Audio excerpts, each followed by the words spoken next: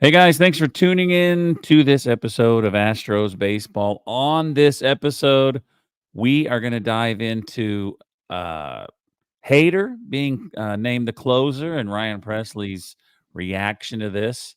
There's a new thing this year called Spring Breakout. I didn't know anything about it until about 30 minutes ago. We got some spring training storylines, a little bit of Astros news, and then a couple fun things. Size comparison, which Walt don't even know what that is. The closest stadiums to Panda Express. Have we done that before? No, All right, so we've we done got every that. other cheap. Yeah, been other every other cheap restaurant so far. I like to end the show with something fun, so that's cool. So how you doing, Wally? I'm doing well. That's good. I am doing well.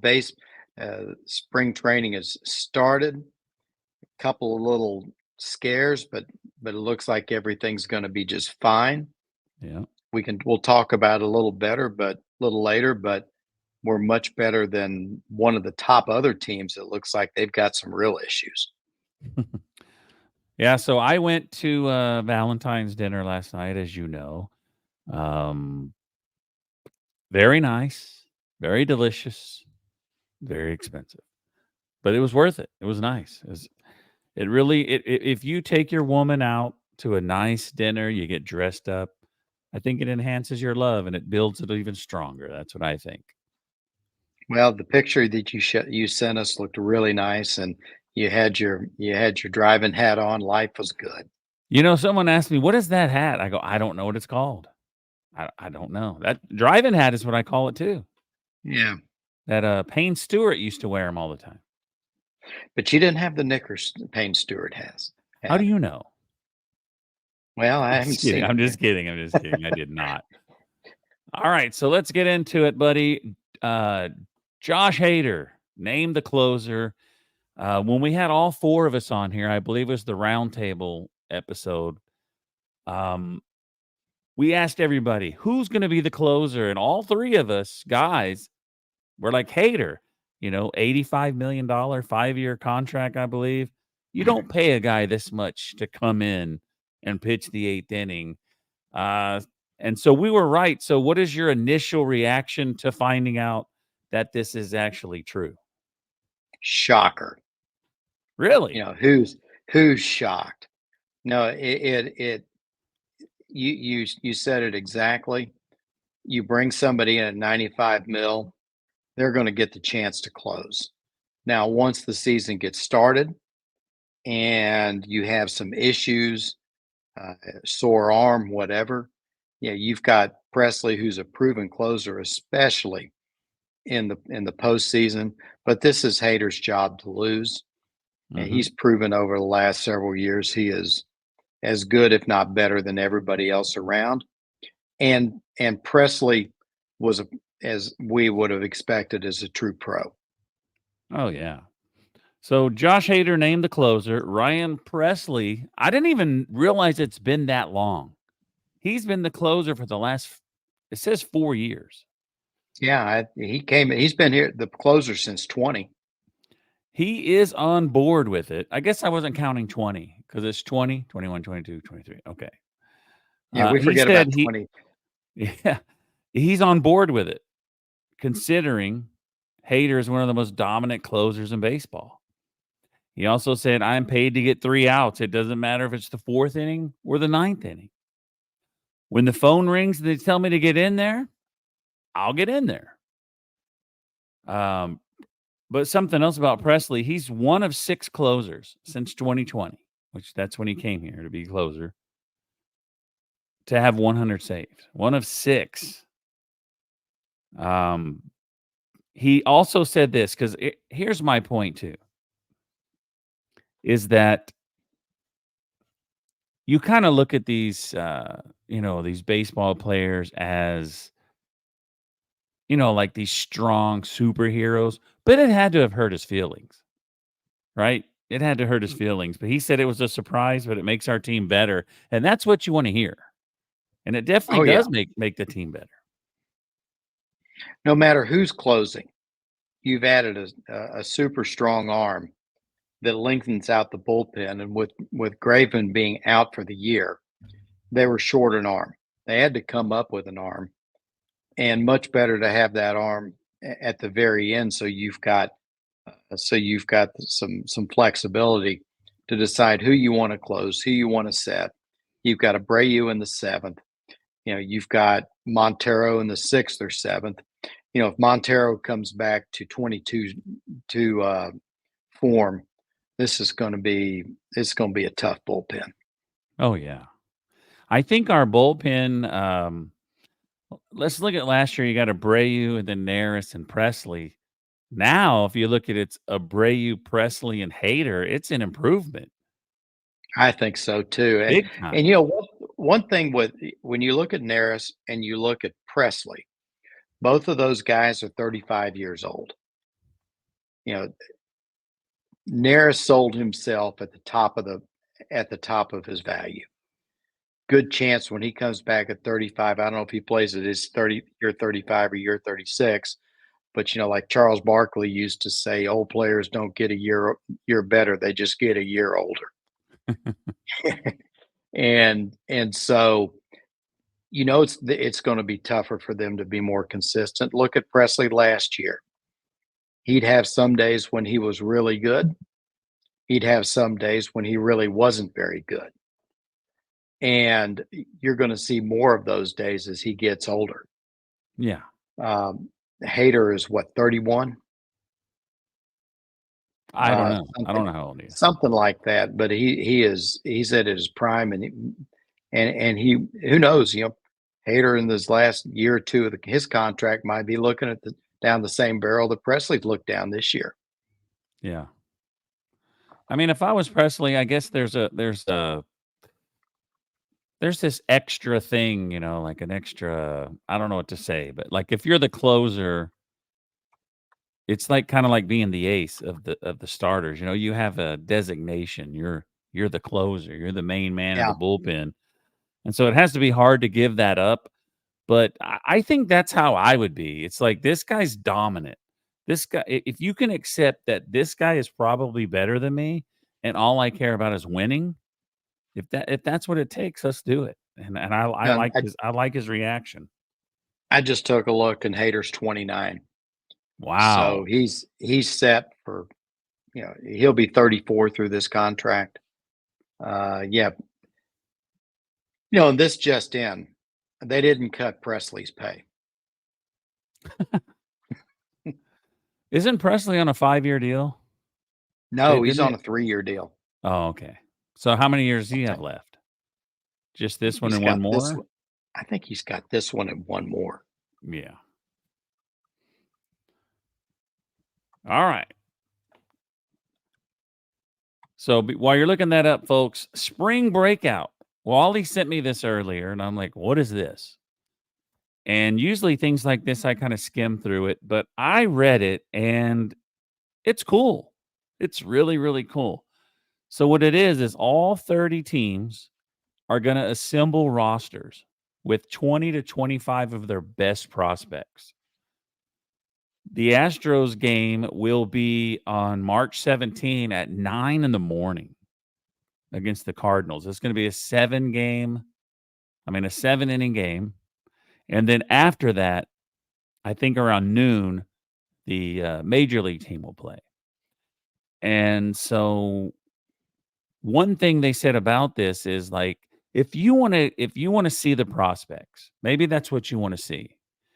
You have to wait till the end of the game, or you have to go in the backfields to see them. And now, you know how we talk about farm systems and who's got the best this and that. You're going to put your best 25 prospects against another team's top prospects, and you're going to get to see them play each other. You're going to get to see, who might have the stronger young kids. I think it's a great idea. I think it's a terrific idea. It's really fun to get our young guys against your young guys and see how everybody is. Um, the prospect rankings are just what they are, as paper rankings. We've talked numerous times already in this year in the chats about how the Astros farm system is rated, I think 29th, but it seems like we're always pumping out new prospects. Oh, yeah. So let's see what do the numbers really mean. It's there's a guy Casey Stern who talks about a saying says prospects are cool, parades are cooler. Yeah, That's all the I heard that prospects are last year. supposed to do. All the prospects are supposed to do is to help us get parades. Yeah, someone mentioned that last year whenever, we traded our, 2 of our top dogs, but, they talked to a couple of the young kids that are gonna be in this game, top pitching prospect Spencer Arrighetti. They kinda said the same thing. He said, "I think it's cool." That's what his comment is, and Jacob Melton, who is now the number 1 prospect because of us I already forgot the guy's name, the guy we traded.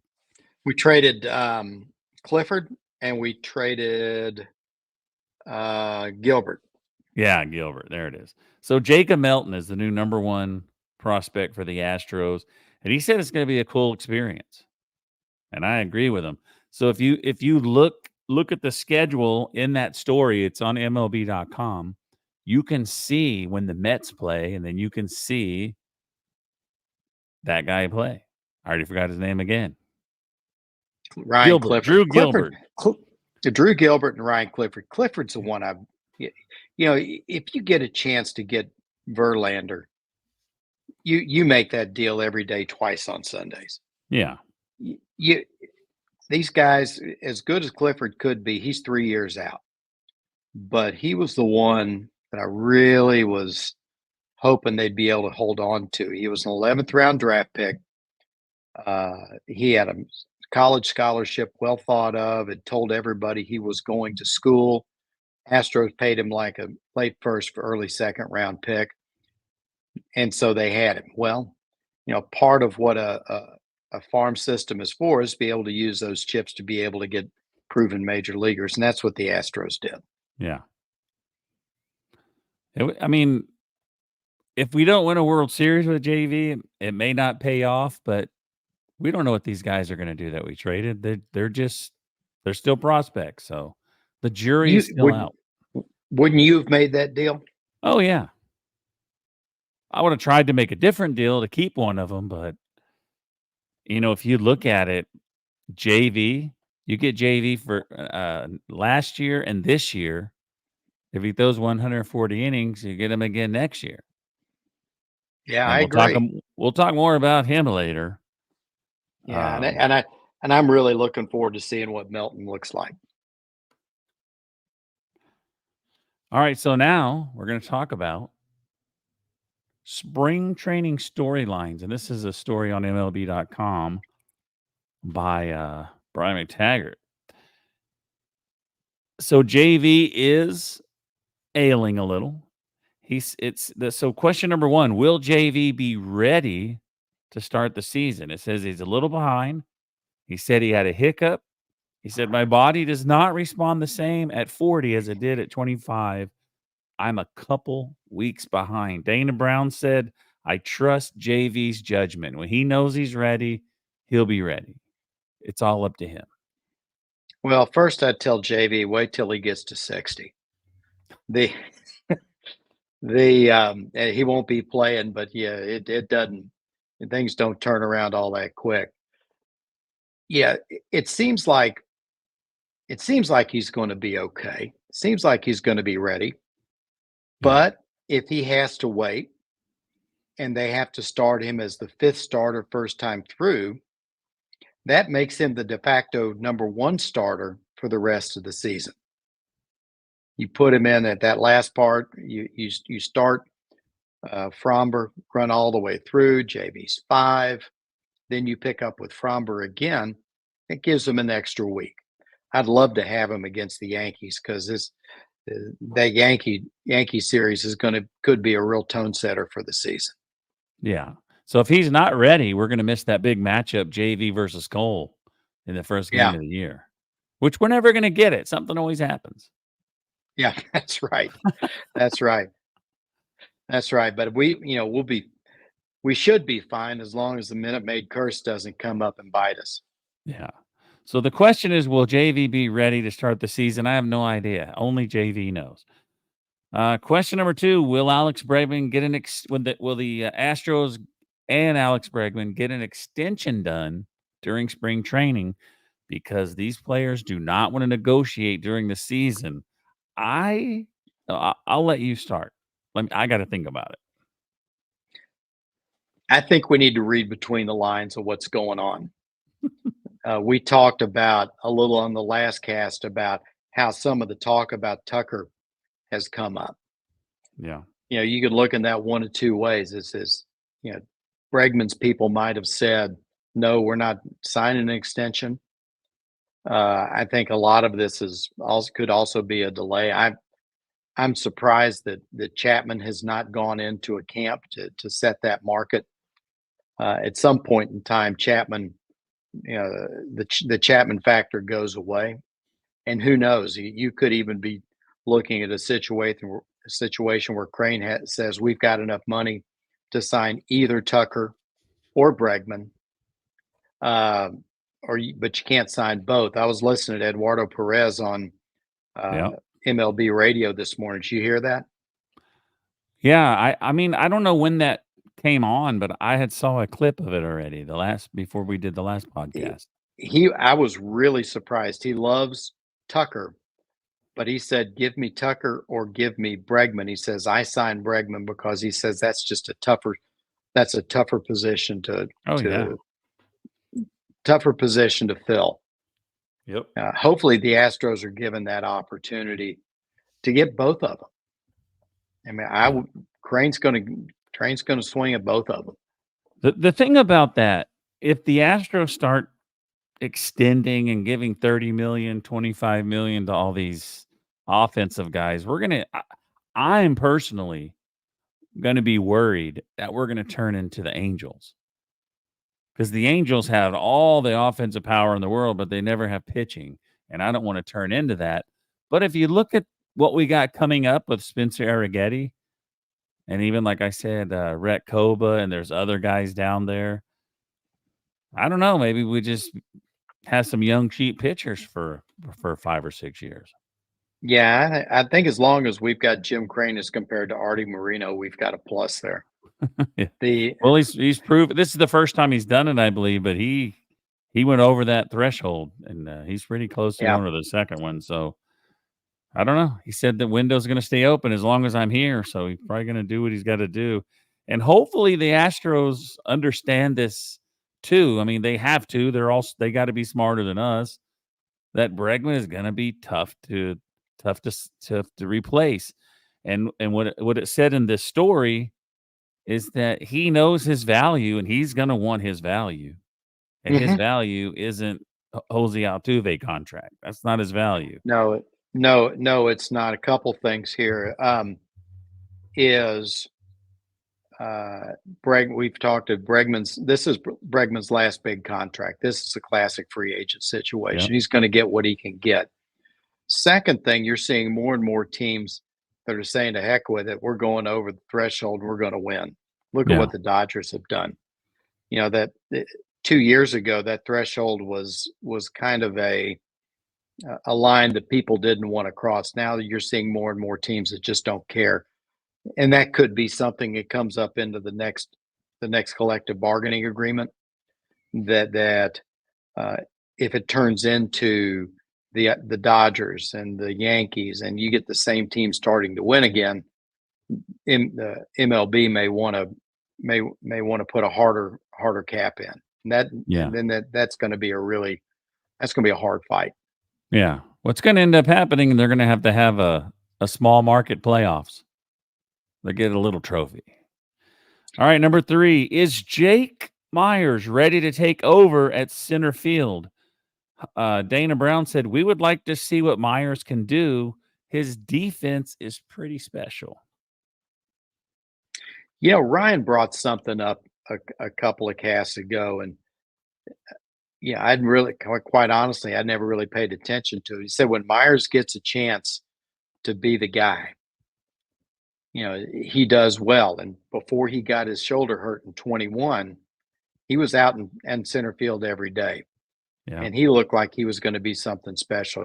Elbows and shoulders are two different animals. You get Mhm. elbows, they've kind of figured out what you need to do to fix them. Shoulders are still kind of a mystery. Look at all the pitchers that have been had their careers ended by rotator cuffs, and they never really quite figure those shoulders out. Hopefully, Jake has got his figured out, because um, even if it's affecting his throwing, it's got to affect his hitting too. He's been stand up about everything, and hopefully he does well. So to go on what Ryan had said on the podcast, he said that, and I don't know. See, this is kind of stuff that I can't find. I have someone else has to do it, and I have to find their work. I can't do the work. But he said when Jake is given a long time, he's good. But when he said also about Chaz, when he gets a long time, he starts tailing off at the end, right? He said something like that. Yeah. So I'm all for it. Well, Go for it, Jake. I hope it works out. yeah. Well, Dusty was never going to let anybody play more than 4 or 5 days in a row, unless your name's Bregman, Altuve, Pena, or or Brady. Your outfielders are kind of interchangeable. Yeah. All right. I don't know what to call this section, so I just call it Astros News. I think somebody pointed it out in our little chat room that they noticed that Framber Valdez cut his hair off, but I don't even think it was really hair. I would say he untied his hair because they were probably extensions. But he looks good. Well, I think what happened is he and Garcia were upset at each other, Mhm. and Garcia said, "I'm not giving you my beads." I don't know how they would want that hair. I think Framber Valdez has to wear like a size Garcia 9 Garcia hat. said, "Man, I'm not playing for another 4 months. I'm not coming to give you beads every night. You just need to cut that stuff." Man. I mean, I have no hair, but I still wouldn't put beads in my hair if I did have them. But looking good, Framber. Looking good. You're going to Yeah. be the man. We need you to come back. Come back strong. Framber's going to be Hey, very all important. if Framber would be consistent, he could have his hair however he wants to. Yeah, I don't care. Yeah. To be transparent, I could care less what he looks like as long as he pitches well. Yeah, we Uh, joke around and say, "Are we going to get good Fromber or bad Fromber tonight? Are we going to get good man, Christian or he bad was Christian so tonight?" good. Framber was so Boy, good, and I don't know if he got tired. I have no idea, but he tailed off. Something happened. once he threw that no hitter, it was like, okay, I'm done. Yeah. Like 1 point something ERA, and then the last 2 months was like almost 6. Yeah. All right, number 2, this was a fan favorite, and so I think a lot of people are happy for him that he's getting a chance elsewhere. But Anoli Paredes, love this guy. He came out and he was exciting. He had that amazing smile. I mean, if you're not a Anoli Paredes fan, we all wish he was still here. We all loved him. But he signed I believe, a minor league contract with the Milwaukee Brewers, so I wish him luck because he's amazing. Yeah, I wish him luck too. He seems like just a genuinely nice young man. You wish it would have worked out here. Really wasn't that great down in Sugarland, and you hope for him that Yeah. things go well until he plays us and he can blow up and go and go back Well, to hopefully he makes pitching the great team. against. Go ahead. No, I said hopefully he makes the team. Yeah, I hope he does. He had that. I sent you that thing about Anoli's cannolis, Yep. So they and were talking about that on the broadcast one night, right? Anoli cannolis. yeah, And there was a guy pitching. I can't remember his first name, but his last name was Castellanos. It's just some dude that they called up. He was here for a little while, pretty decent, relief pitcher. But I don't remember his first name, but it was Castellanos. But they were talking about Anoli Paredes. And they said maybe Castellanos needs a nickname too, just joking around. And so I tweeted it out and I tagged Blummer and I put Castellanos Chilerianos. And so they said it on the broadcast. and it was we were playing the Padres and getting blown out, and it was almost midnight, and, it was cool. I still have the video on my phone. I recorded it. That's cool. Alright, I don't have this channel, and I don't know if you got to watch it, but I think they replay it, like, 3 times afterwards, but my boy Luke Berryhill, he has that new song out called "Road to the Show," and it is amazing. He was his dad sent a copy of the song to, the network, and so they had him on MLB Tonight, and I didn't get to see it, but hopefully they posted on the website, and they're gonna talk about his new song, and it's supposed to come out when spring training starts, which I don't know I when haven't it's seen gonna I come haven't out. heard it. I haven't heard it yet, but good luck to him. Yeah, I wish I could play it on here. It is so good. His other songs are really good, but this song, it's his voice, the music, the way it's put together, it's amazing. I mean, it is a Well, good for him. 25,000 star. It's awesome. I cannot wait for everybody to hear it, especially baseball. Baseball fans are gonna love it.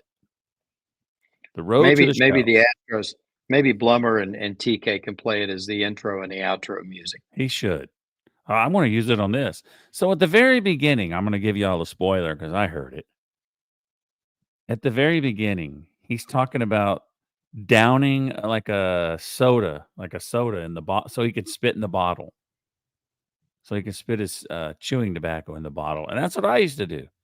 I did that stuff forever, and I used to go buy 20-ounce sodas and drink it, and sometimes I'd pour it out halfway through 'cause I'm just buying it for the bottle, and that's the first thing they said, and it's just a great song, so when it That's comes out, cool. I'll definitely let y'all know.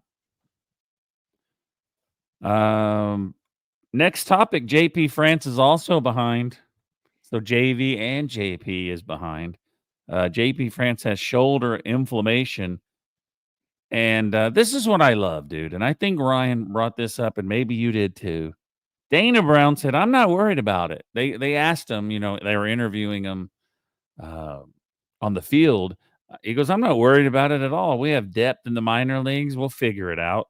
So if you have JV, JP, LMJ, and Luis out, I wrote down who could be the 5, and Framber, CJ, Hunter Brown, Urquidy, and Belak. We'll be fine for a while with that. Yeah. The issue with the Astros, unlike what we've had in the last several years, is that we play 20 days and 20 games in 21 days. Last couple of years, it seemed like we would play 6 and take a day off. We play 8 and take a day off. And so you really did need a fifth. Now we've got to have a fifth. And our early schedule is pretty tough. Oh yeah, So we want to make sure that we've got a full staff. It's the kind of I don't see Crane doing it, but you could see if things got tough, they'd have to make a move on a starter. I hope they don't get Snell because I think Snell is kind of fool's gold. He's had some great years. He's won 21 games one year. He won the Cy Young last year. All those other years, he's just been very, very mediocre and taxes a bullpen. yeah. Um, We all want. you hope, Who do we want? I can't think of people's names today. yeah. The one that went to You've got. Kansas City. Greinke. I want Greinke. If we got to pick somebody up, give me Greinke. Hey, Greinke's at least good for the stories. Yeah, just give me Greinke. He's just got to pitch a couple times. Then we can throw him in the bullpen. He came out of the bullpen once and he looked really good.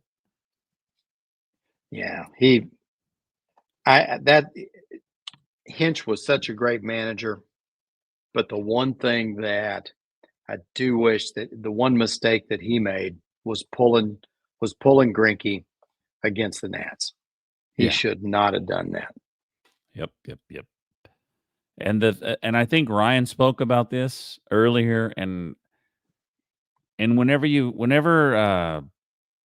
like I just read it, like Espada said, I'm not worried about it. We have depth in minor leagues, we'll figure it out. Whenever someone asks Espada a question, he doesn't skate around it. He answers the question, and this is refreshing. This is really, really Oh nice. yeah, yeah. The other pitcher is Montgomery. You know, I think Montgomery Jordan caught Montgomery? yeah, Montgomery caught lightning in a bottle last year. Yeah. We should have got Will Smith. He went to the Royals, so that could be your World Series champions unless they trade him halfway through. He's not very good, but he knows how to win. Or knows how to be on winning teams. That's true. That's true. All right, so now for a little fun.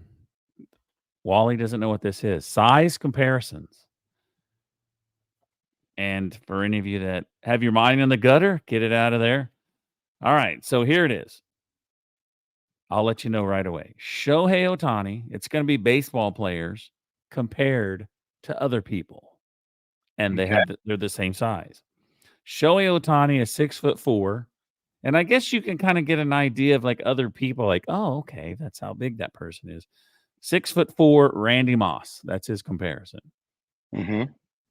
Jose Altuve. Now I don't know if this is a shot at him or this is just he's just trying to find people of different sizes. And you've heard this name in the history books, and now you've seen Jose Altuve, and you can be like, "Wow, that's how big this guy was." Napoleon Bonaparte, 5'6", and that dude was a world leader, a feared man, and he was a little guy because Altuve's small. All right, 5'10", Andrew McCutcheon and Guy Ferrari. I don't know. He has a weird name. Max Fried Guys, and Snoop Dogg are both 6'4". What were you going to say? wow. No, I was keep on. All right, Masataka Yoshida? Is that the new Japan pitcher that got picked up by the Dodgers, perhaps? Yamamoto. Yamamoto. So that's a different guy, Yoshida. This might be the one that went to the Giants. Yeah, I think he went to the Red Sox. Oh, Red Sox. See how much I know. He's 5'8". So when you see him pitch, same height as Joe Rogan. No, different guy. Anthony Rizzo. He's 6'3". Donald Trump is 6'3". Zach McKinstry. I don't even know who that is.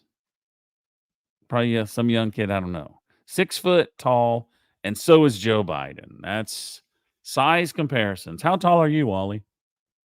5'9". 5'11" over here. I don't know who's 5'11". You know, if you're 5'11", you're like 1 inch away from 6 feet. My whole life, I could be saying I'm 6 feet, and I just can't say it. I was 5'8" when I was in junior high school. Grew an inch Wow. when I was a freshman in high school. That was it. Dang. When I remember in junior high, I played basketball in 7th grade, and I was like 4'7". 8th grade, 9th grade, I'm always in the front row on the end. They put us in line. The smallest guys are in the front row on the sides. I'm always the smallest dude. And I think my senior year, that's when I got up to 5'11", I believe. Other than that, I was pretty small. All right, I got to get the guy's name again. So, oh wow, was that loud?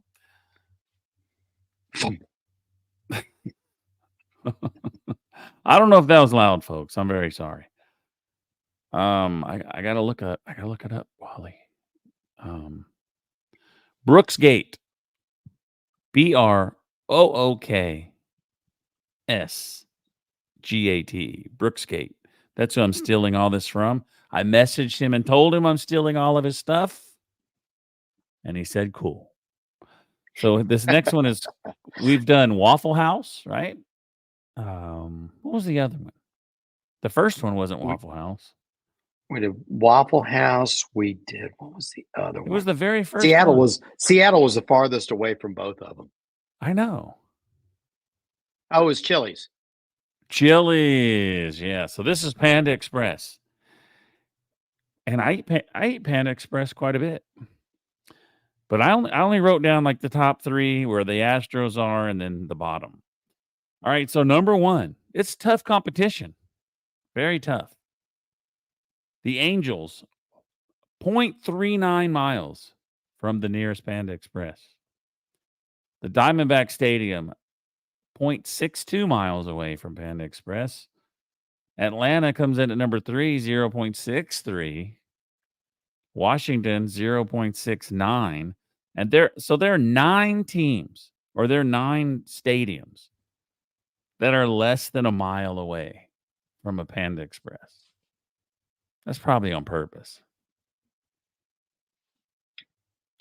You eat at Panda Express all the time. I can't ever remember going into a Panda Express. I've had like work lunches when people brought Panda Express out to the lunch, but I've never gone to a Panda Express on my own. I go to Panda Express. It has to be when we're out. We have to be in a certain area, or my wife picks it. I eat what she says. That's pretty much what happens. Smart man. All right, so number 30, T-Mobile Park in Seattle, which is furthest away from everything until this guy does a Starbucks one. But it's only 6.5 miles, 6.2 miles. Yeah. Usually it's like 300, 600 miles away. He was like 600 miles away from a Waffle House, right? Number 29 is Pittsburgh, 6.19. And the Astros are number 15, 2.01 miles away from a Panda Express. That's all I got, Wally. Just ready to start hearing some more news coming out of spring training. It's nice to see that JV was actually throwing off a mound, which leads me to believe he's pretty well aware of what he has, and he's got it under control. Yeah. So when is the Astros' first spring training game? I think next Saturday, isn't it? Next Saturday. So when does everybody else show up? Let me check the socials. I haven't got any comments yet. Next Saturday's the first game. Really? 24th. I think they start showing up Monday. Most of them are probably already there. Yeah, it sure looks like it. I work I work during the day, right? And Tuesday I did the softball game, so I didn't get to watch TV or anything. And then last night was Valentine's dinner, and today we went to Walmart, and then I came on here. So I really don't know a lot of what's going on with baseball. Just what I learned today doing the show. No, the only thing that's come up that's really newsworthy, and when you start talking about what the Astros want to do, is you always want to get through these spring training weeks without getting people hurt. Yeah. And the thing that's going on in Baltimore is pretty tough, and you hope the Astros don't have to deal with that. What the Astros have so far looks like normal aches and pains. What happened in Baltimore? Well, you've got Bradish. They was telling about Bradish. Kyle Bradish has a sprained UCL. And is he a pitcher? Usually he's a pitcher that just ate our lunch last year. And he's got a sprained UCL, and that many times leads to a TJ. Then you've got John Means, who's got an elbow issue. He's had elbow issues before. I think he's had TJ once, and for his sake, you hope it doesn't come back, because he's really a good pitcher. And then Gunnar Henderson has an oblique issue, which they said is minor, but obliques are obliques. We saw what happened with Jordan last year. Wow. Who's that really good player for Baltimore? I don't know if he's a catcher. Well, Rutschman. Yeah, I think it's Adley Rutschman. Yeah, he's. So somebody was somebody showed something about him. Like he's just brand new, and it seems like Juan Soto's been around forever, but he's older than Juan Soto. That's what the post was about. That's nuts. I think he's 23.